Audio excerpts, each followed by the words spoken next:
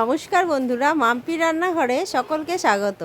আজকে আমি তৈরি করেছি ভুট্টার পকোড়া। আর এই ভুট্টার পকোড়াটি তৈরি করার জন্য আমার কি লেগেছে আর কিভাবে আমি পকোড়াটা তৈরি করেছি পুরো রেসিপিটা তোমাদের সাথে শেয়ার করছি।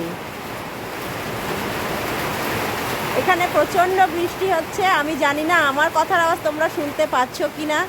দেখো, এখানে আমি একটা ভুট্টা নিয়েছি, ভুট্টার খোসাগুলোকে ছাড়িয়ে নিয়েছি। এবারে ভুট্টার বীজগুলোকে ধীরে ধীরে এক এক করে সম্পূর্ণ ছাড়িয়ে নিচ্ছি। খুব সহজেই কিন্তু এইভাবে ভুট্টার বীজগুলোকে ছাড়িয়ে নেওয়া যায়। দেখো, সমস্ত ভুট্টার বীজগুলো প্রায় আমার ছাড়ানো হয়ে এসেছে। এবারে এগুলোকে একটু জল দিয়ে ধুয়ে নেব। ভুট্টার এই পকোড়াটি কিন্তু খেতে অসাধারণ হয়েছিল। আমি যেভাবে তৈরি করছি তোমরাও ঠিক এইভাবেই তৈরি করো বাড়িতে। দেখো, সমস্ত ভুট্টার বীজগুলো আমার ছাড়ানো হয়ে গিয়েছে। এবারে এটাকে জল দিয়ে ধুয়ে নিচ্ছি। তারপরে আমি মিক্সিতে এটিকে পেস্ট করে নেব। এর সাথে নেব এক টুকরো আদা, কয়েকটা কাঁচা লঙ্কা, সব একসাথে মিক্সিতে পেস্ট করে নেব। দেখো, মিক্সিং জারে দিয়ে দিয়েছি এগুলো, আর দিয়ে দিচ্ছি হাফ কাপ পরিমাণে জল। এবারে পেস্ট করে নিচ্ছি। দেখো, ভুট্টার বীজের পেস্টটি সম্পূর্ণ রেডি হয়ে গিয়েছে। এবারে এটিকে আমি একটি পাত্রে ঢেলে নিচ্ছি। দুটো বড় সাইজের পেঁয়াজ কুচি করে নেব। দেখো, বাটিটার মধ্যে ঢেলে নিচ্ছি, আর একটু খুবই অল্প পরিমাণে জল দিতে হবে, দিয়ে ভালো করে ধুয়ে নিয়েছি। দেখো, দুটো বড় সাইজের পেঁয়াজ একদম ঝুরি করে নিয়েছি।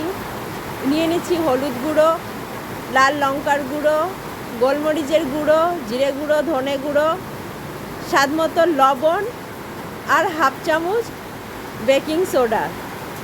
সবগুলোকে এবার খুব ভালো করে মাখিয়ে নেব।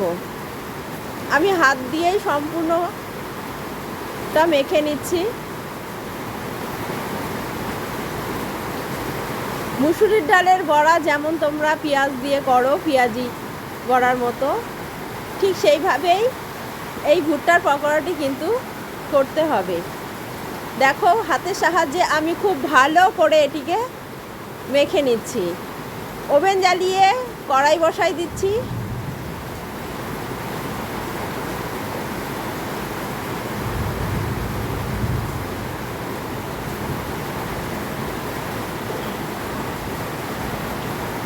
কড়াইটি গরম হয়ে গিয়েছে। এবারে আমি তাতে দিয়ে দিচ্ছি। এখানে আমি সরষের তেল ব্যবহার করেছি, তোমরা চাইলে সাদা তেলও ব্যবহার করতে পারো। তেলটাও গরম হয়ে এসেছে। এবারে আমি ভুট্টার যে পেস্টটি তৈরি করে রেখেছি সেটি দেখো এইভাবে ছোট ছোট করে তেলের মধ্যে বড়ার আকারে দিয়ে দিচ্ছি। এক সাইডটা প্রায় ভাজা হয়ে এসেছে। এবার আমি উল্টে আর এক সাইডটা ভেজে নেব। পেঁয়াজি বড়ার মতোই কিন্তু একই রকমভাবে লাল লাল করে দুটো সাইড ভেজে নিতে হবে। এবারে এটিকে আমি একটি পাত্রে তুলে রাখছি। রেখে